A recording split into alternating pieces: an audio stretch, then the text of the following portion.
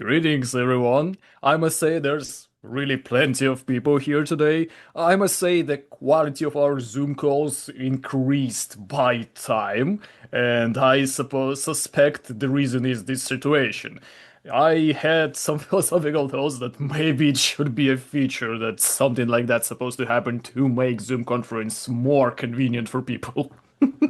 But some of course unexpected turns of events always strengthen and unite people together because we all in the same boat. Okay, we started from a positive note. Now let's get to the business. Of course, there is a question and answer section, but we're not gonna read all the questions because one answer can cover several of them, like five and seven. We just highlight the most important that cover most of the topic. So yes, Marika already told you some information, something she could share, because on the conclave we have a common collective Zoom conferences when we talk about different decisions we must make, the different thoughts and plans.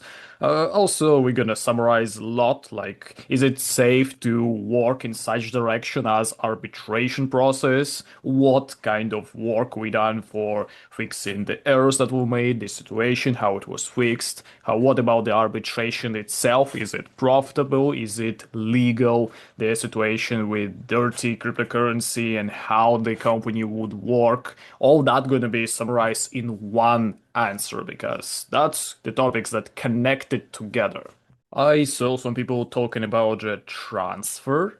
Well, the transfer is one theme because we're gonna talking about the situation. It could be bankruptcy, it could be something approximately close to that situation when the community is basically transferred into a different product with different conditions, different rules and terms. It's not the same case here because we're talking about how we continue to work in the same direction. And basically, the strategy we're using for arbitration is the same.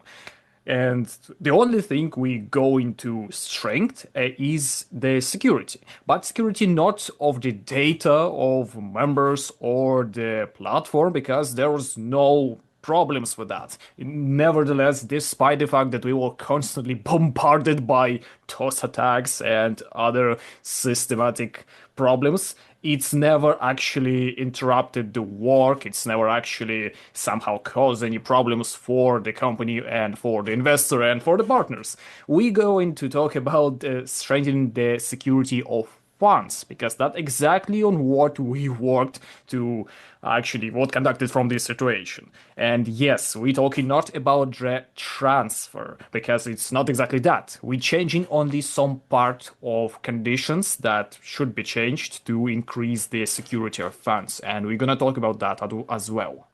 So let's make a little adjustment here. We're going through step by step because, of course, it's a translation. There is information that must be transmitted to the community on English and on Russian language. So yes, we're gonna talk about it straightforward, but step by step, not to lose any thoughts that could actually be important, and you need to pay attention as well. So yes, during the time when Arbcore worked the first period, when we initially started, we had a roadmap.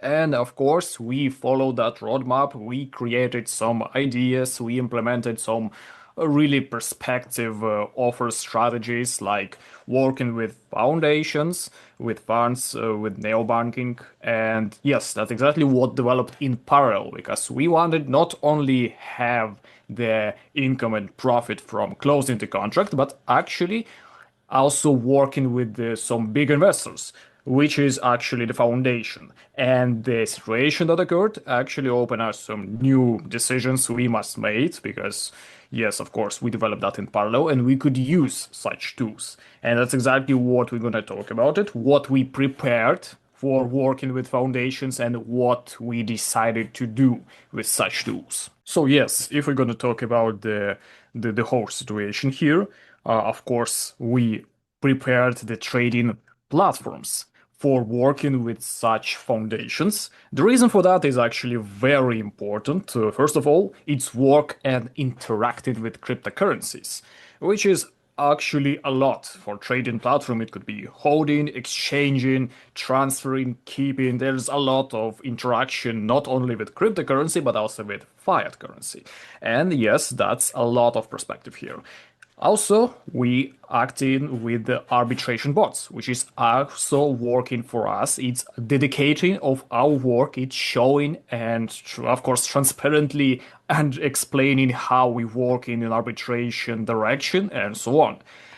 We of course understand that we working with exchanges initially, that we giving funds to third parties actually to work with arbitration process and to actually get those funds back. It's complicated because there's a lot of reasons and requested that should be met so we could get them back. Is of course for the exchanges, it's a reason if the cryptocurrency was dirty, if it was used for any kind of cunning and dirty purposes, even terrorism, because when we withdraw funds for the wallets of the members, we don't know what they use in there for. And if there was something approximately bad, something close to that, there could be a different situation with us that we must actually try to understand. And we worked with managers, we worked with the people that were loyal to us, that support our decision and understand how everything works. So it was in our minds that something like that could have happened. Not necessarily, of course, it doesn't mean it should be predicted, but it happened. Nevertheless, we working with the tool we had for foundation. It's not white labeled. We're not using some other core or exchange core for that because we can't change the engine inside. We can't change anything what's inside the core, and it's not suitable for arbitration for what we doing in our activity, because when we talking about exchange we need to have certain adjustments to work in such direction, and for that white label is not working. That's the reason why we straightforward from a white blank, from blank paper, created our own trading exchange so we could work with that. Далее, помимо того, что мы создавали, да, эти биржи, юридическое сопровождение. И тут тоже, с одной стороны, в целом не есть проблема купить готовую компанию, да, с лицензией, которая позволяет работать. Но поскольку у нас биржи находятся в разных континентах, и мы работаем с разной ликвидностью, по континентам. Соответственно, нам надо было иметь документы, которые бы позволяли нам работать. Что такое юридический документ с биржи? Почему я так детально это объясняю? Вы поймете в конце, тех, кто дойдет до конца и нашего сегодняшнего зума и получит ответы также касательно Arbcore. Все этого ждут. Но я сказал, это идет рассказом, да? Вот, продолжаем. Или ты переведешь? Давайте переведу. Давай. Also, there is a legal following the legal part of that, because of course it could be easy to buy a company with all needed licenses to work with certain exchanges, but we're talking about exchanges in different parts of the world, on a different continent, not just countries, and that means a different legal work with documentations, with paper in different countries, and it's also a complicated process that we must go through. Помимо юридических документов, опять же повторюсь, да, которые, в принципе, можно купить, одна из основных, скажем так, и проблем, и с другой стороны, это является безопасность для пользователей, да, которые будут использовать ту или иную биржу, это уставной капитал на этой бирже. То есть, помимо того, что мы приобретаем компанию, подтверждаем свою лицензию, подтверждаем свою деятельность, мы, в зависимости от юрисдикции, на расчетные счета обязаны положить некие суммы средств для обеспечения и правильной работы самих бирж. И я больше того скажу, что вот, допустим, да, сейчас не про это в целом идет речь, но старт начинается от 500 000 евро, в зависимости от континента. И эта работа уже проделана на текущий момент времени. And if we're talking about legal documents, that's the reason to work with that. It's not only for ourselves because it's complicated, but still it's increased the security of members and for us as a company. There's a reason why I'm talking to you about legal matter. It's always the reason it's important for everyone to know. In the end of this Zoom conference, you will understand. And of course, there's conditions for every different legal document in different countries, different liquidity, different rules and terms. Even the such term as the account that's supposed to have some funds for supporting the whole company. And it's starting from 1.5 million of euro, and we actually met to that condition. Дальше. Все это хорошо. Биржа есть, документы есть. А где же деньги на бирже, да? То есть, как же, мы же не можем делать арбитраж, собственные средства, грубо говоря, свои собственные средства, и какая выгода вообще компании при таких вот действиях. Соответственно, что дальше? Мы делали и уже это сделано. То есть у нас есть свои маркетмейкеры, это первое. Второе. Есть биржи, которые поставляют ликвидность. Давайте так, обобщим. Есть компании, с которыми мы работаем, которые предоставляют от 3 до 30 бирж на одну биржу, и эта ликвидность легко интегрируется на биржу, которая это запрашивает. Соответственно, что это дает? То есть мы работаем в диапазоне, у нас стакан. Okay, so if we continue, we have the exchange, we have documentation, but where could we get funds? That's one of the questions, because we couldn't work with just our funds where there's a convenient terms for us as a company, but we have our own market makers. That's one point. We have companies that provide us with liquidity from different exchanges, from 3 to 30 different exchanges. Each company is different, that depending on the region, on the country, on what company actually provide, and there is a great spread between them. Like from USA and Asia, that's always could be a difference. But of course, we work in parallel not with just exchanges, but we also work with companies that provide liquidity from that exchanges. And if we answer on such questions as, is there need any promotions of our exchange? Is there any need for doing something ourselves? So then no and no. We can work with companies, we had connections, and we make a lot of work in that direction. So make sure we have a decent front, a decent foundation for that. Because even if one exchange is disabled for any reason, that could happen like technical problem or something else, we still have a lot of liquidity provided by different other companies and exchanges. So the work will proceed. We in no connection with third parties that we actually need to continue to work to make connections like a chain. We have ourselves, we have the clients. So yes, that's how we work. So if we repeating the part of different work that was done, is we make a conclusion from it, is that we before we given control over funds to third parties, which is exchange. And that's mean they could manipulate doing everything they want with such funds. And if they wanted, they could take such funds, which is exactly the approximate situation that happened.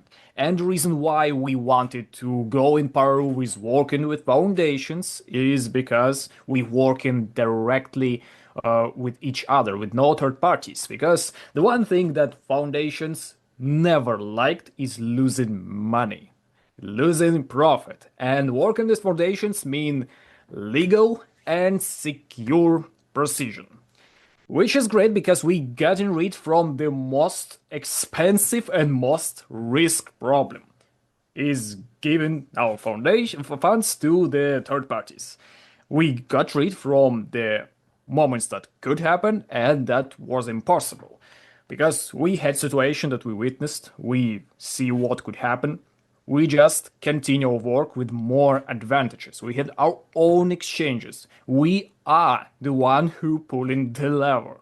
We checking cryptocurrencies, is it dirty or not. We are getting settings on the working with our own arbitration bots. We are in control of our own funds, and no third party that could make it risky or maybe something that could happen to our own funds. It could be funds of the company, funds of the members, doesn't matter. Now we got rid from the most dangerous thing and risk we had before. And that's advantage for everyone. But if we try to summarize what the partner actually having if he stay with our company, let's turn down the fingers right now. First of all is legal following. Because de facto all the income that's going through the trading platform, which is our own, is legal. We have documentation, we have licenses, and the member can actually confirm that he has a legal income that he received from a legal platform, legal trading on a legal trading platform. That is the most perfect advantage for the member, because he can actually prove that he has a legal profit.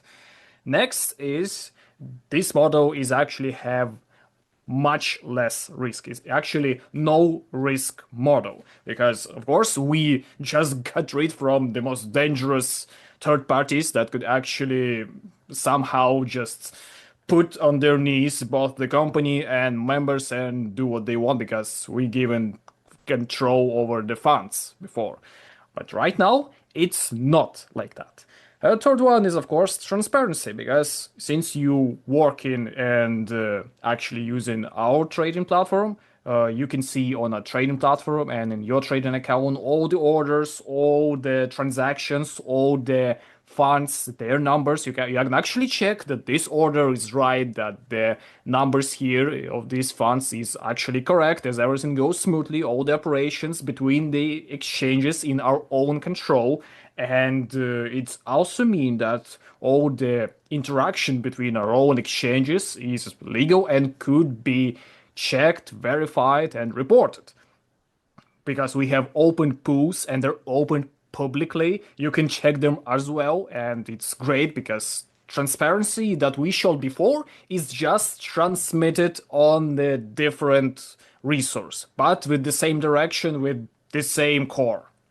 And it's great because that's what the partner actually getting as advantages, and some of them not actually given on other platforms. And if we're talking about the legal part of it, we interacting with different exchanges, and if there could be some, let's say, someone would take a turn and announce that we do in arbitration. We had trading platforms. There's a lot of liquidity. There's a lot of movement here. Can you prove that we do in arbitration? And yes, that's all. So now we got from some delicate moments and get to the real stuff, because there was a lot of different suggestions that happened. Let's make little examples. We had several different suggestions. So one of them is that we specifically close for our own benefit, that we make it specifically. Let's be real. Okay, let's get real. The company closed, and that's including the fact that we had a stable income on average with the contract up to 8%. It's including also the matter of fact that we had 10,000 network leaders, and actually mean that 87% of the members with the boost going into the break even of the contract. If without the boost, okay, it's 74%, which is still high as hell.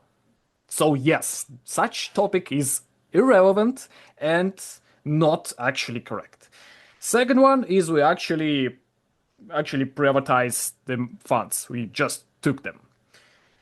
Once again, when we announce the situation, when we talk about what happened, we we promised and we announced that when the whole legal workers gonna start understand the situation, when they get news, they get details about the taken funds back, we show all the volumes, all the accounts that were blocked, banned, for what reason, that we show the exactly accounts and wallets, what happened. And if for some reason the exchange would refuse in such request, we basically would have nothing to lose. We could just say to you that go and bother the exchanges because we would lose everything at that point.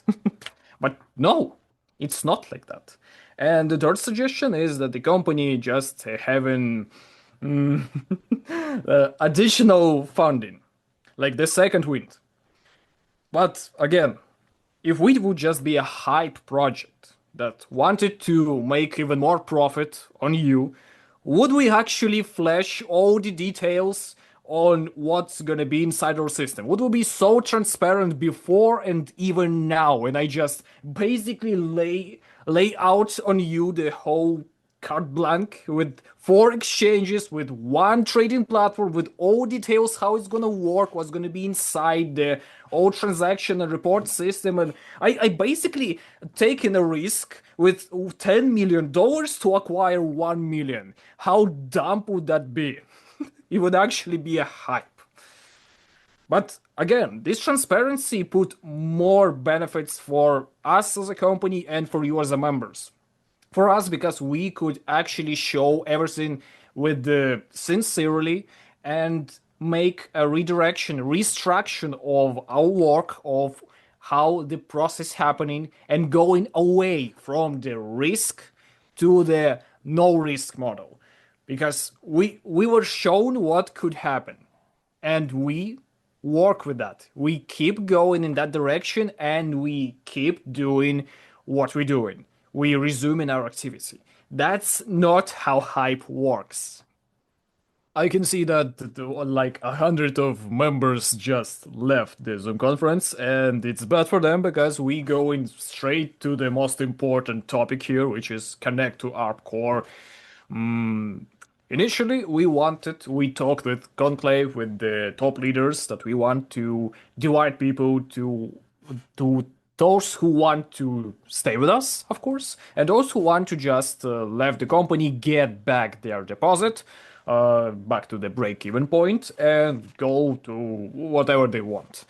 But since we positioned ourselves not as the product that transferred to the other type of product, but as a product that resuming their activity, we would have a different resource, maybe, yes, but with the same login and password, the same structure. And from marketing point of view, it's great because we have the same building of team, we have the advantages in such position, and we dealing with the with separation exactly with everyone on the new platform, with the same terms, with the same work, with the same arbitration direction, with the same marketing arbitration percentage is a bad word for that, actually. It's arbitration spread. It's approximately the same. The only difference here is that we not having our mind blown with the problems of control, how to actually make it all together. When we go in, transferred all the structure into the new resource, everyone would enter their accounts and would actually check what they have, what kind of assets are here in their control, and then they can make a decision and then separate themselves if they want to receive, of course, a recalculation, receive back their deposits and go. But at the same time, if you want to stay, you will see the reasons for that. You would see the advantages and offers that we had for you, and then make a decision, because everyone deserves to have a decision. So, a little information for those who want to terminate their contracts, what they actually get, how it will work. For those who want to just leave and get into the break-even point, get their deposits and go away, it's okay. In their back office, in their personal accounts, they would see how it works. There would be a question raised from which funds it actually could be made, like how we would repay with our own. Yes, the main amount of assets were blocked by exchanges, but it doesn't mean that it was a whole amount. We still have funds, and we can work with that. It of course wouldn't mean that we could get a recalculation and give you back everything in the same time. Of course not. There could be a quote with the repayment, and everyone who would have access for that to see exactly when they get back their amount of funds. But if the exchanges would get to conditions and actually return the funds, it would of course increase the time frame, and then it also mean that we would work with bigger arbitration assets, and we would get back to work much faster, which is great.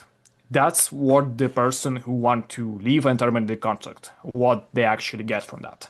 Now to the person who would continue to work with us, because there's much more information for such members.